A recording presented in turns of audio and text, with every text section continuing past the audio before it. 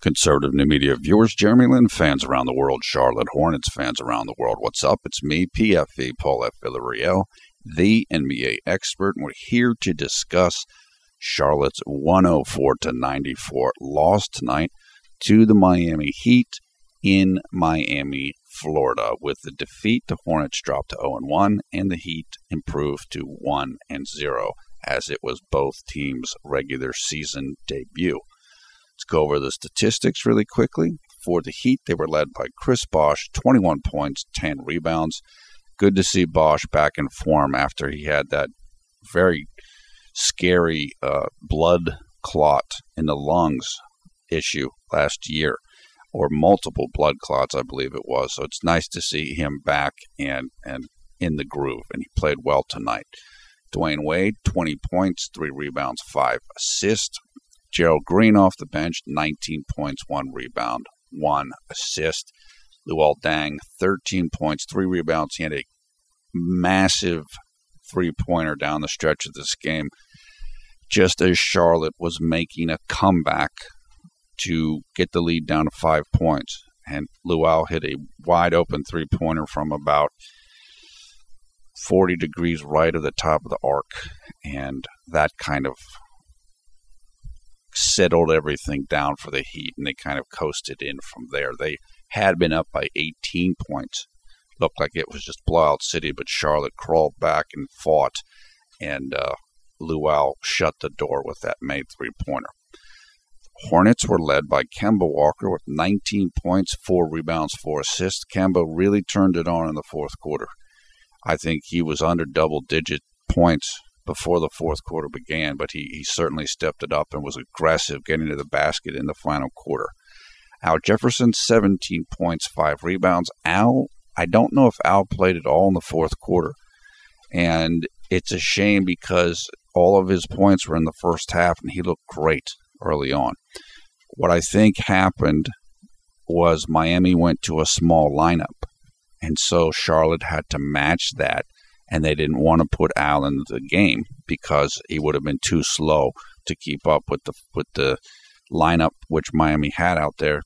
And it's unfortunate he didn't get a chance to get back into the game. Marvin Williams, 10 points, 10 rebounds.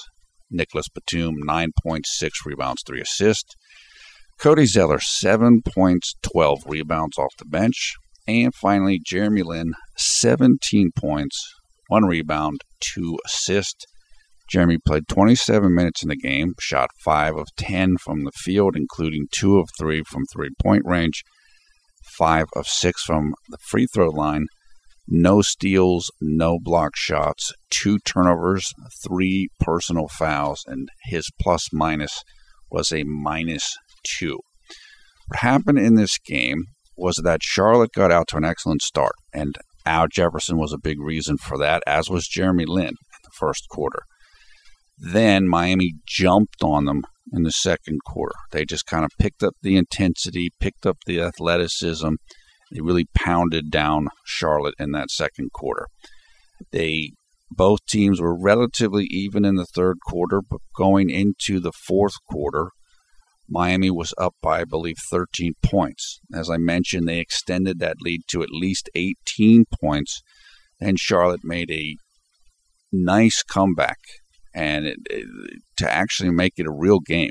They had a chance in this game down the stretch, but as I mentioned previously, Luol Deng hit that critical three-pointer, and that pretty much put the game away from that point on. For JLin, he played really well in 2 quarters of this game, and they were the first quarter and the fourth quarter. So he had 6 efficiency units in the first quarter and also 6 efficiency units in the fourth quarter. What happened in the game overall, I just described kind of the flow and rhythm of the game. The reason why the Miami Heat won this game was because they shot the three-pointer really well, and they shot the ball well overall. They had 6 more three-point made baskets than did the Hornets. So Miami made 12 three-pointers. Charlotte made only 6 three-pointers. That's a difference of 18 points. That's kind of you can see that pretty much covers why they won this game. It's not quite that simple, but that's a good snapshot of why they won. Charlotte actually did a good job rebounding the basketball. They won the rebounding battle, and they had 11 offensive rebounds to Miami's 2. So they definitely did well in that department. They got more free throw attempts than did the Heat. The problem for the Hornets was they just couldn't shoot the three-pointer well, which is something they had done well in the preseason. Tonight, they only shot 6 of 24 for 25%. And that's not horrendous. It's not great. But when you're going up against a team and that team shoots 60% from three-point range and they have 20 attempts, then you're going to have a problem. And that's kind of what this ended up being. They took care of the basketball, did the Hornets. They only had 9 turnovers total, which is very good. And again, Charlotte is known, I believe, the team with the fewest turnovers per game in the league last year. So they're very good at that. They were beaten in fast break points in transition. Miami outdid them in that category, 15-8. The other statistics, nothing really blows you away here. Again, they lost this game primarily because of how well Miami shot the ball from three-point range. And you could also throw in the fast break point advantage for the Miami Heat as well. Those are probably the 2 main statistical reasons why Miami won this game. Look, I have League Pass, and I have a backup service as well. My League Pass didn't work tonight, and my backup service was lagging like crazy. And it was frustrating to watch the game. I was watching it in slow motion and start-stop. Hopefully I'll be able to watch an archived version of the game to get a better feel of what was going on. But I had a pretty good feel for the game. I mean, I could tell like essentially what was happening. Miami is an experienced, tested team. And they can get into a frenzy. They have the athletes and the talent where they can go on surges that usually come from some of their defense. And that's a lot of what they did in the second quarter of this game. So they can kind of really get into you, and then they get out on fast breaks, and they're dunking, and they're hitting threes and stuff. And that's what happened to Charlotte in the second quarter of this game. And I saw some people were saying on Twitter, well, what about preseason, and what about the chemistry and three-pointers? Well, it's a different thing. I mean, the preseason is the closest you can get to real live NBA regular season action, but it's still not the same thing. And this certainly the best result is that Charlotte wins, but this isn't like some devastating loss. Miami is one of the top 3 teams in the East, in my opinion, or top 4 certainly, and you're playing them at home. It's going to be tough to win. But these are the kinds of games where you need the first 5-10 games to just kind of see where your team is at and see how things are actually really going in regular season speed as compared with preseason speed. So what the coaches will do is they'll break this down. There's a lot you can learn from a game like this. And in general, you learn more from losses than wins. So it would have been great if the team won, but there's no dismay or anything like this at all. I thought the team, they showed heart. They didn't quit. They did come back. And they really weren't in sync tonight. Even though Al had it going early, the rest of the team was not shooting the ball well at all, except for Jeremy. The 2 players who shot the ball well tonight were Al Jefferson and JLin, who had a good number of attempts, more than 5 or 6 attempts. So the rest of the team couldn't shoot well at all, but they still found a way to hang around in the game. And so that's very encouraging. That's really encouraging. For Jeremy, there was a point in time where I was concerned about him. And it was kind of like it wasn't a turnover bundle, but it was kind of like a nervousness bundle. That's how it felt like to me. And then this was late in the second quarter. This is when Gerald Green got by. He got by JLin, I think, and went in for a big dunk. Gerald Green is one of the best athletes in the NBA. He's got an incredible vertical leap. He's tall. He's long. He can do that to anybody. But it's not fun when you have to deal with that, and Miami's on the run. And that's what was going on at that point. And right before that happened, right before that dunk, Jeremy had just turned the ball over. So this was not a turnover bundle because there weren't multiple turnovers here, but it was a turnover and then going into this defensive thing. And you had flashbacks. If you're a JLin fan and you've followed him for a long time, there were flashbacks there of like, oh no, this is like Dwight Howard saying in Houston, JLin's a great player, ... when he's confident. So it's like, oh, is Jeremy going to crumple up into a ball and get all unconfident and all this? I'm not saying this is realistic, but I'm saying that this is what the perception was of JLin. And to be honest with you, I think that he did have confidence issues, and you can imagine that because I don't think he was supported particularly well. And he was still learning the league, and he's coming off of Linsanity, so everyone expects him to dominate, and guys are coming after him. So that's kind of what I felt in that little period of time. I was like, oh no, here we go. And even beyond the perception aspect of it, I'm thinking to myself, Jeremy needs to keep his head on straight here.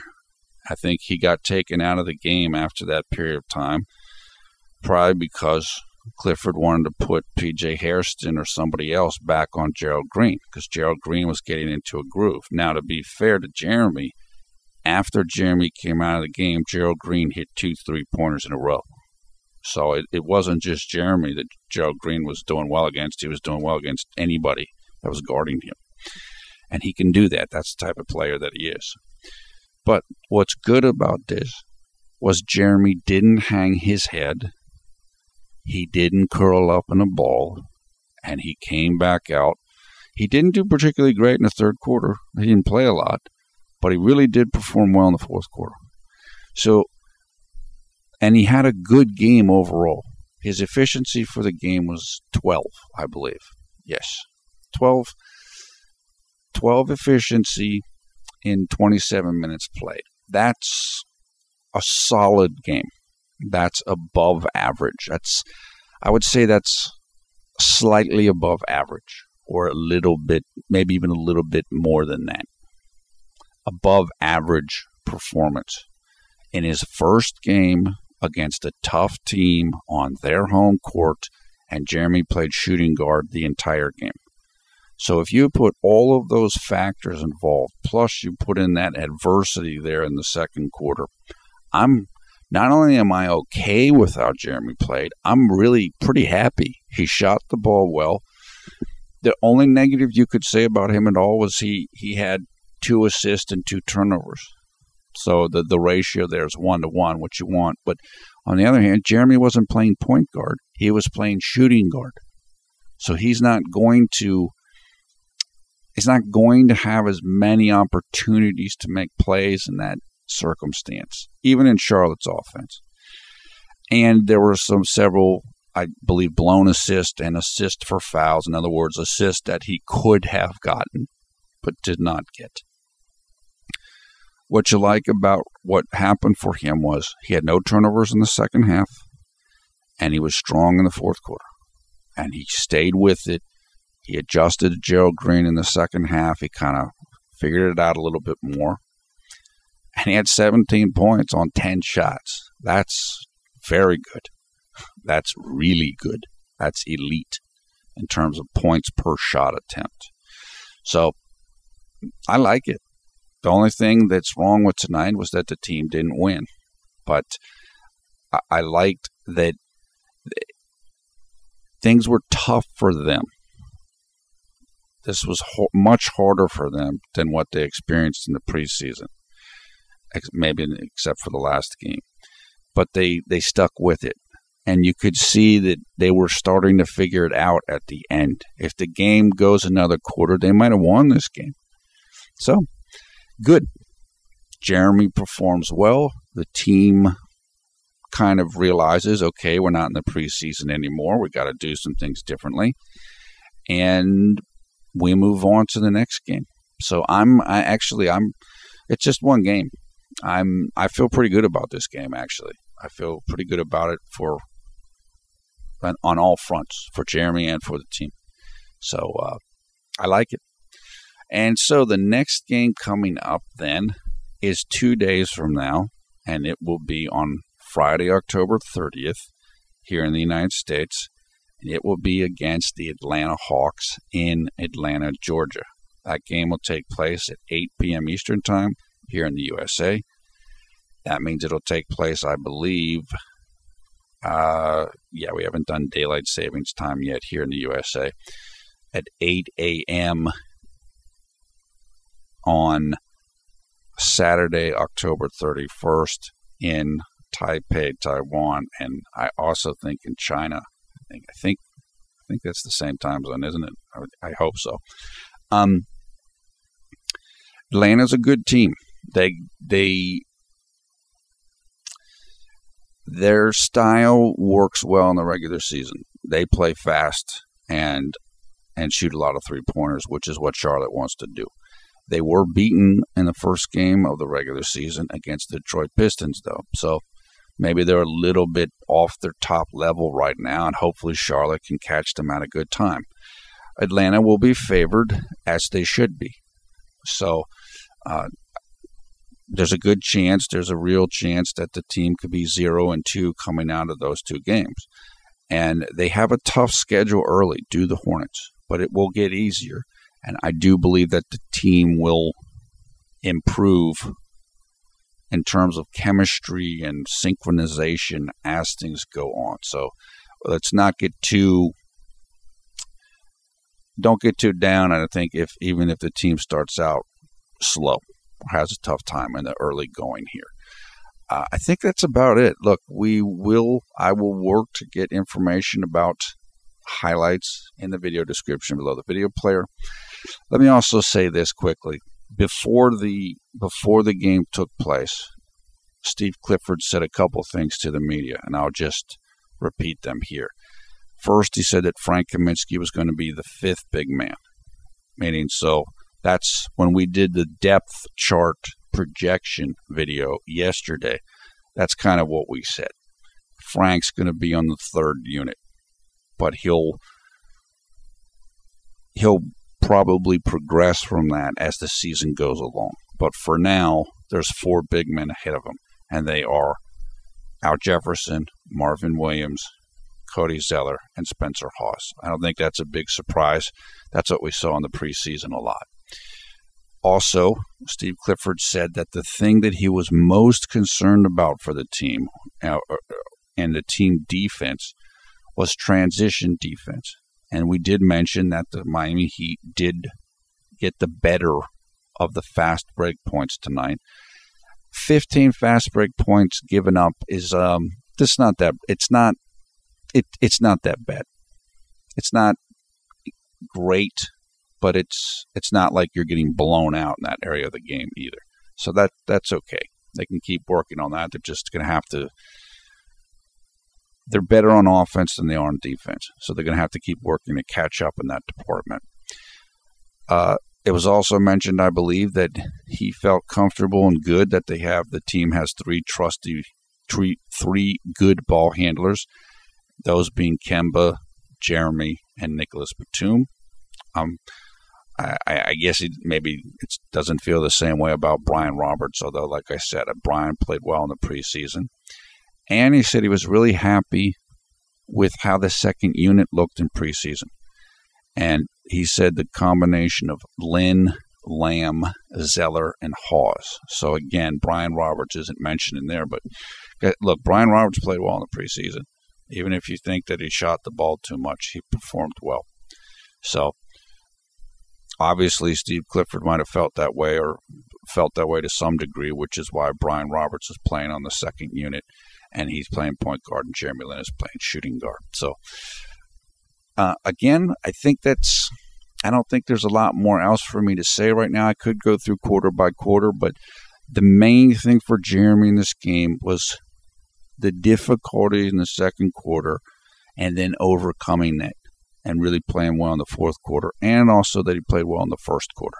I think that's kind of the main snapshot of Jeremy's night. And he shot the ball well, and he continues to shoot the ball well from three-point range. That's really, I think, the crux of what Jeremy was going through tonight. Okay, thumbs up, thumbs down, your comments below. We want to thank Gary Chen for the artwork you're looking at here. Gary is an artist and blogger in Taiwan. He's a phenomenal artist, as you can see. Gary's been helping us out with pictures for several years now. Gary is also a member of the Jeremy-only Lin Garden fan group, which is a fan group for Jeremy Lin that's based in Taiwan but has members all over the world. They're awesome. And you can learn more about Gary in the video description below the video player. You can go and check him out on Facebook. He's a really nice guy, and he's also on Twitter. As I mentioned, we'll work to get you highlights of this game, information for that in the video description. Finally, in the video description, we'll also put information so you can come and join the Conservative New Media Facebook group and information about how you can come and connect with us on Twitter. We love talking to people. We talk a lot of basketball and Jeremy Lin on Twitter. So we'd love to have you come and follow us there also. And we follow most people back. Once again, I am PFE Paul Villarreal, the NBA expert. Thanks a lot for watching Conservative New Media. We strive to be the #1 Jeremy Lin YouTube fan channel. Overall, I think it was a satisfying night. I feel pretty good about what happened tonight. So hopefully we can get a victory in Atlanta, and for Jeremy, hopefully he can continue to perform well the way that he performed well tonight. That's it for now. Hope you're having a great night, a great day, wherever you are around the world when you watch this video. Take care, and we will talk to you again soon. Certainly we'll talk to you again 2 days from now after the Atlanta Hawks game.